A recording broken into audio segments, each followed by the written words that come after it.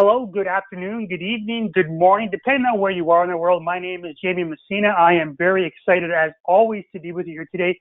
Everybody on the webinar, and I see there's lots of countries represented from all over the world, people on the phone, you are in for an amazing treat today.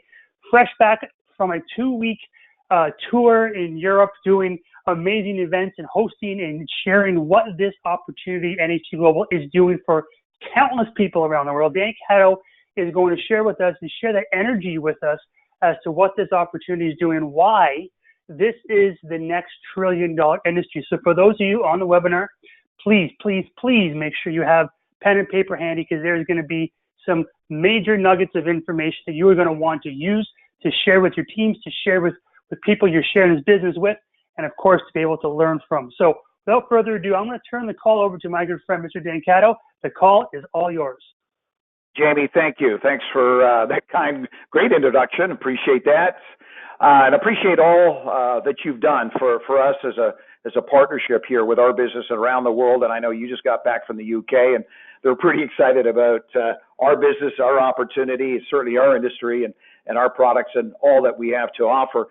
Jamie, just quickly before we get started here, I want to do a sound check to make sure I'm clear. Loud and clear, buddy. Thanks very much. Okay, gang, very, very, very excited about our call here today. A number of things, and you're going to understand that as I go forward here. Excuse me, I've had quite a morning because I've been on with Asia for a lot of the morning. They're 12 hours ahead of us, but it's really what I want to talk to you about today. This may not be as long a call as we've had in the past, where typically our webinars have been at least 45 minutes to an hour. This one might be under 30 minutes, but I really want to cut to the chase and to the point about our industry, who we are, where this industry came from, how we evolved, where we are today, but most importantly, where is this industry going, and why is it not just growing, but and not moving like a wave, but like a tsunami? And how this has all happened. So please take some notes. I'm going to be moving fairly quickly here with my partner, James Messina, as he's going to be moving along with our slides and some of the nuggets and points that I'm going to share with you. But I'm going to get right into it. How this all evolved from my viewpoint, but from what I've been able to see over the years, it started back in 1988 when I got involved in the industry for the very first time.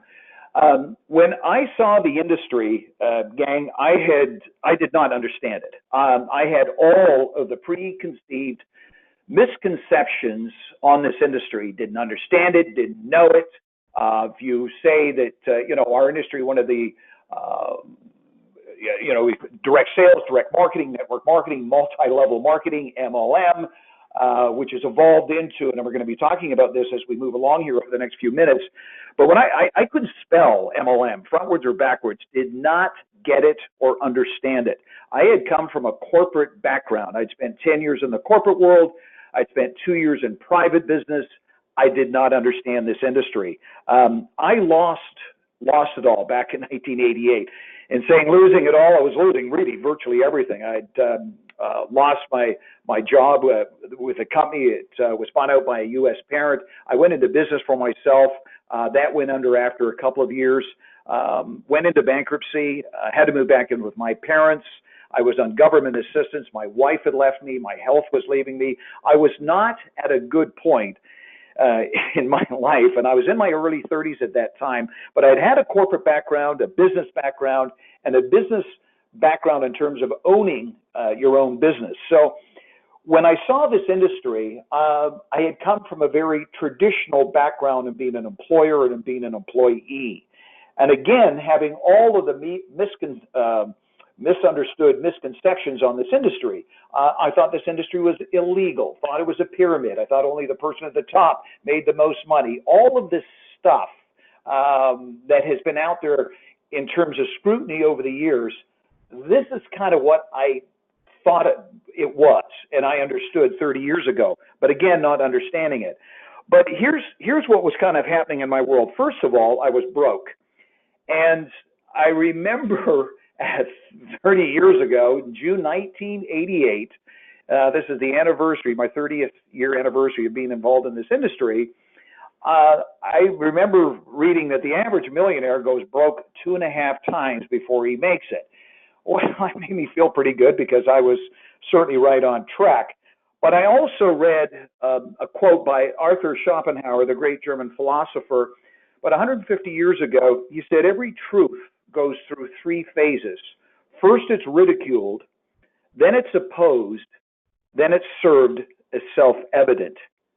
And in 1970, Alvin Toffler's book, Future Shock, he said the future, for you to survive and thrive, first of all, what's going to happen is that the learned are going to have to be unlearned, and then they're going to have to relearn. Very interesting. This is 1970. Charles Darwin said, one of the greatest philosophers in history, said that the true genius in life was the ability to adapt and adjust to change. For things to change, for me back in 1988, I had to change. And I knew the one constant in life, starting to understand that, was change.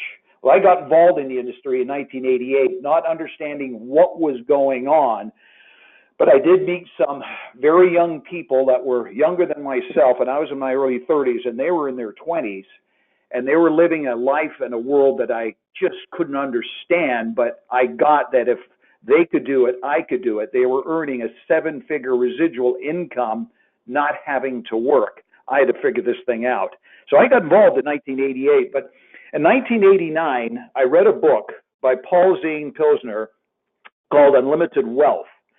And Pilsner, at that time, had just finished being a part of the former Bush and Reagan administration as one of the top economists in the world and the former chief economist with the Bush and Reagan administration. And in writing his book, Unlimited Wealth, he said wealth was going to be created in the 1990s and in the coming century, the one that we're in right now, in 3 areas: communication, distribution, and technology.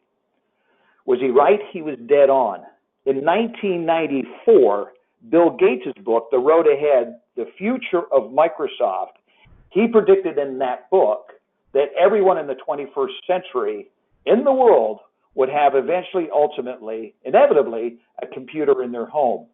Well, Jobs took that a little bit further in 2007 when he introduced the iPhone. Went from the home to your pocket to your purse. So it was pretty interesting what was happening. And today, just recently, the Wall Street Journal said the CIO, the Chief Information Officer, today with a company could be and probably is more important than the Chief Executive Officer of that company, the CEO. So what was happening? How did this evolve? More importantly, where was this thing going? Well, let's go back a couple of 100 years ago and take a look at how did we buy stuff 200 years ago? You bought stuff from somebody or from a store or a shop, little stores and shops, or you bought it from somebody. So then what happened?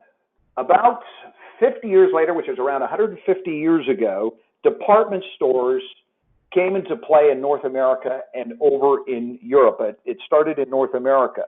Department stores went through massive scrutiny when they were first introduced. Why? Because it was compromising and a major threat to all of those little shop owners and store owners, those little mom and pops that they had where everybody was buying stuff. It was a couple of votes in Congress being deemed illegal. That was department stores. Then what happened? Franchising. Franchising about 75 years ago came into play in North America and has now become a worldwide phenomenon over the last 75 years. And it was one vote from Congress being deemed illegal because it was a massive threat to the little storefront and the department stores. And then what happened? E-commerce. E-commerce today represents 20% of all global distribution around the world in terms of sales. And is it growing? It's absolutely exploding. So gang, take a look at where this has evolved. Let's go back to the department stores. Sears Roebuck, the Walmarts. Then you had McDonald's. Today you've got Amazon, Alibaba. All three areas of distribution here were this. Dining with the classes, you had to get to the masses. And this is what we were doing in all three areas in terms of distribution.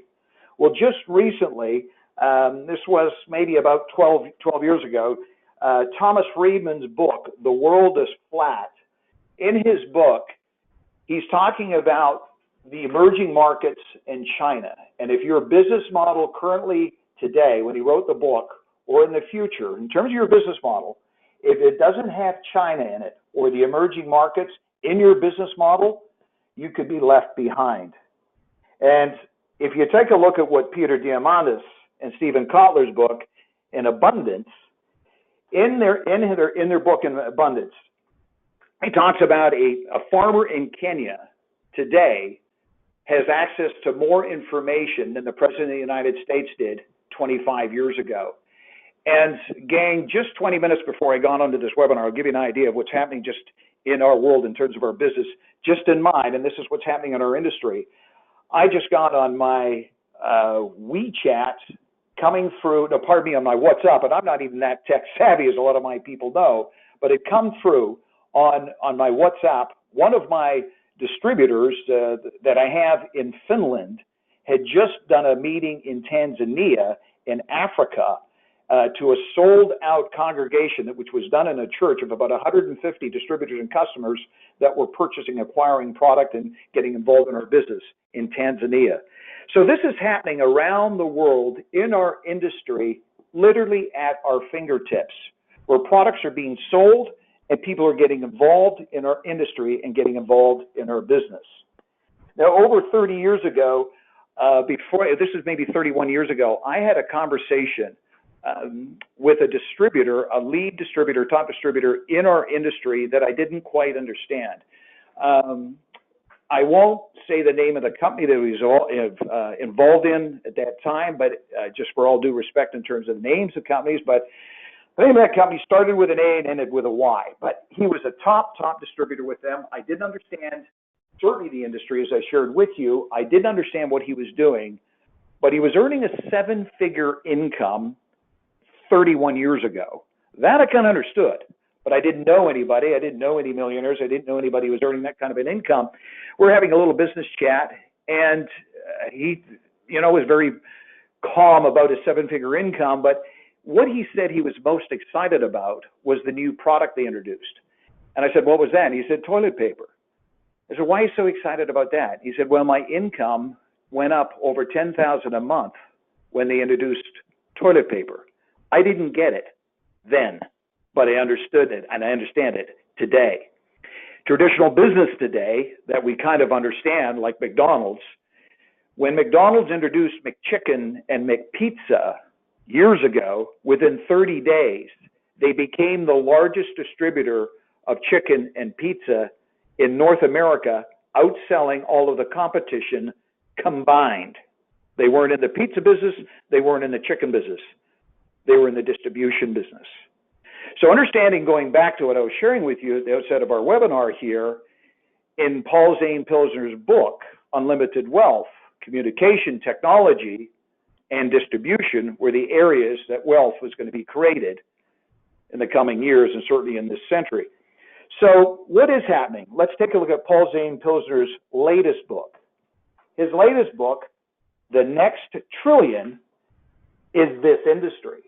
That is e-commerce coupled with direct sales, direct marketing, and network marketing with health and wellness. What a perfect marriage. This relationship has caused an absolute explosion in 2001, 2002, 2003. And if you take a look at the numbers in our industry and what's happened, we call it today virtual franchising. Virtual franchising, basically what is going on with our industry, it is predicted to surpass franchising within the next few years. That's direct sales, direct marketing, network marketing, all of that combined will surpass franchising again in just the next few years. Today, it's a $250 billion industry. Over $500 million is being paid out a day in commissions.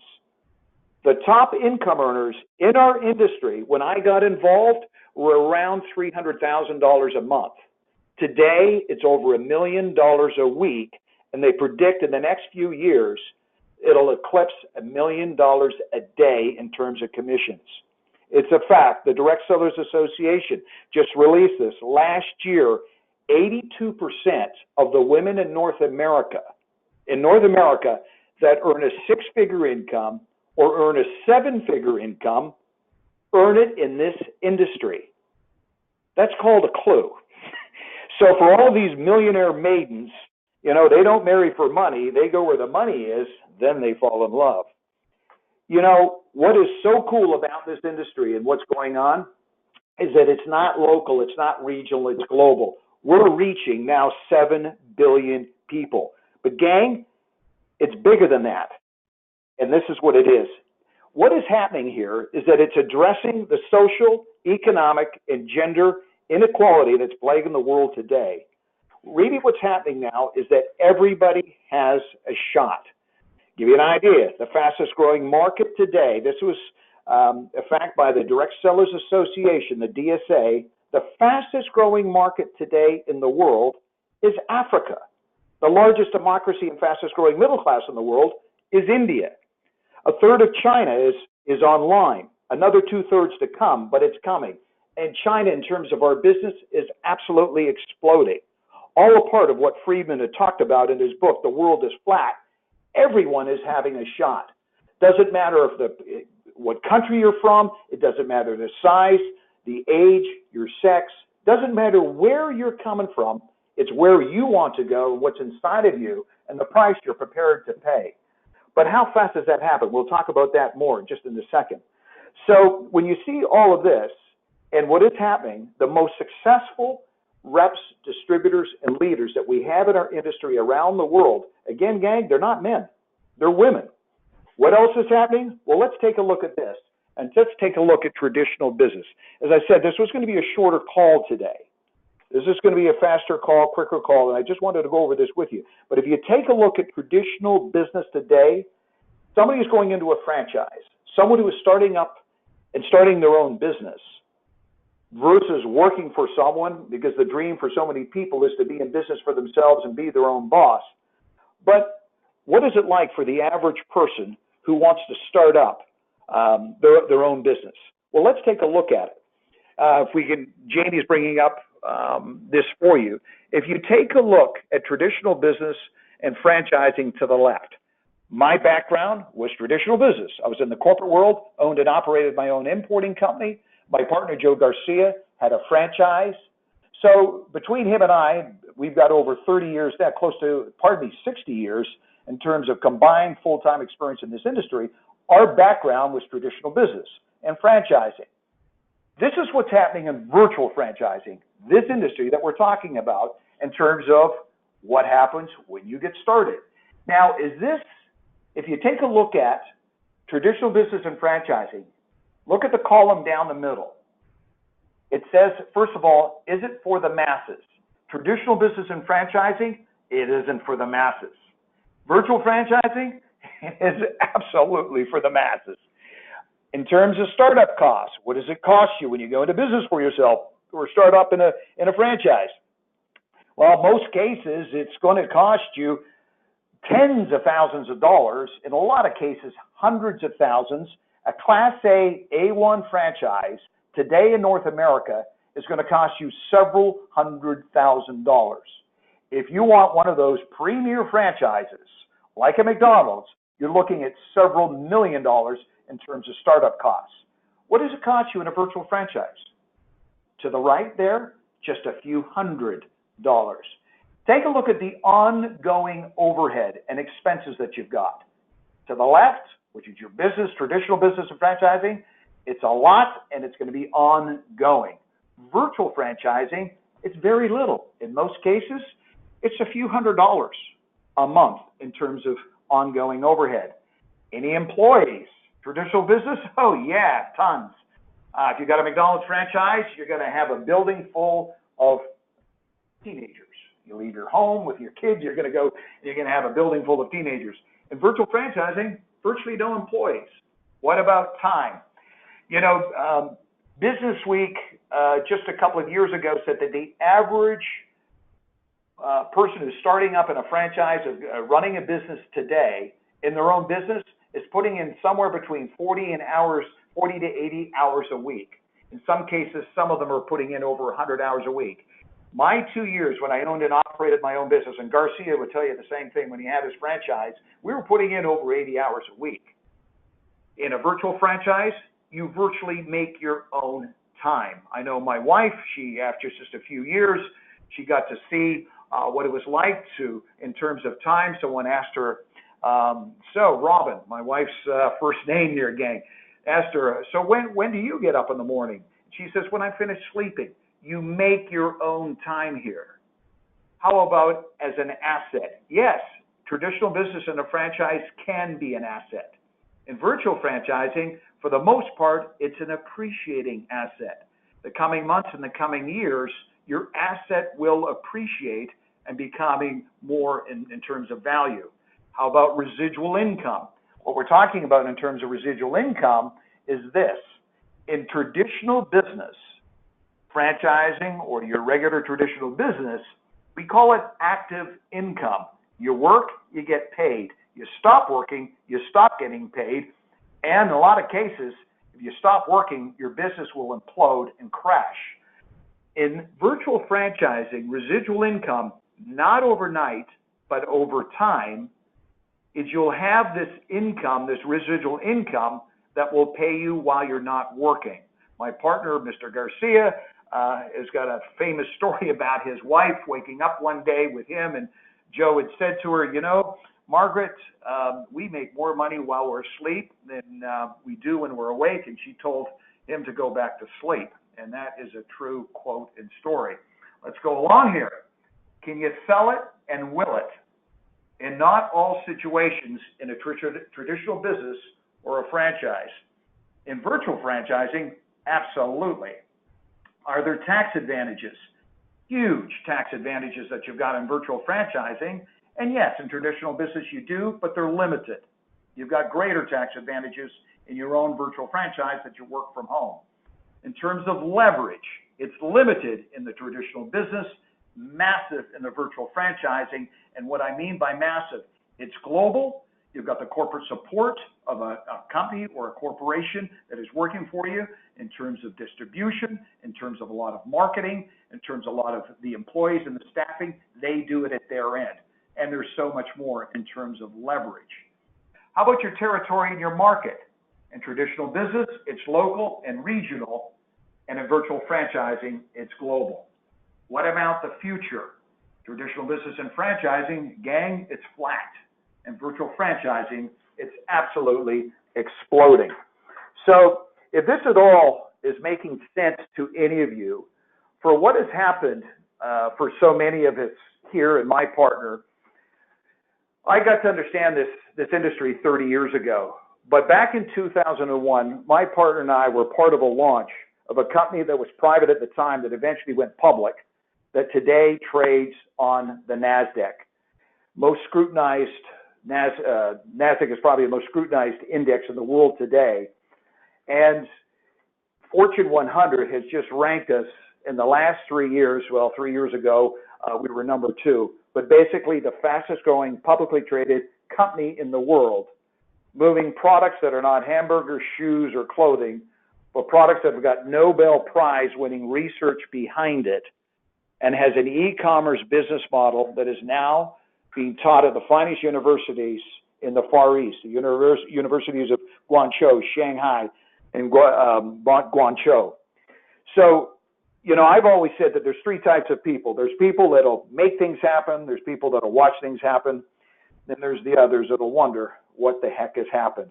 They said that the teacher will arrive when the student is ready. Well, the teacher and the opportunity gang has arrived here today in the fastest growing arena and area in terms of distribution in the world today, and the fastest growing publicly traded company in the world today. So if you're a guest on this call, certainly get back together with a person who put you onto this call and give you more information about what we're doing. And gang, if you're a leader in our organization, on our team, hopefully some of the information I've shared with you will bring some value to you and your business and your future. So thank you very much. Jamie, thanks so much for helping me out here with the slides.